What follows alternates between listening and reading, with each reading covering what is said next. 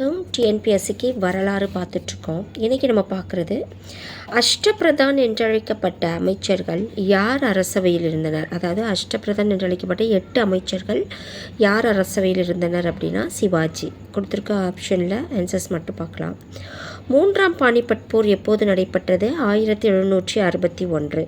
சிவாஜியின் காப்பாளர் தாதாஜி கொண்டதேவ். சிவாஜியை கொல்வதற்கு பிஜப்பூர் சுல்தானார் அனுப்பப்பட்ட நபர் அப்சல்கான். சிவாஜி காலத்தில் சவுத் மற்றும் சர்தேஷ்முகி என்பன வரிகள். சிவாஜி காலத்தில் சவுத் மற்றும் சர்தேஷ்முகி என்பன வரிகள், விதிக்கப்பட்ட வரிகள்.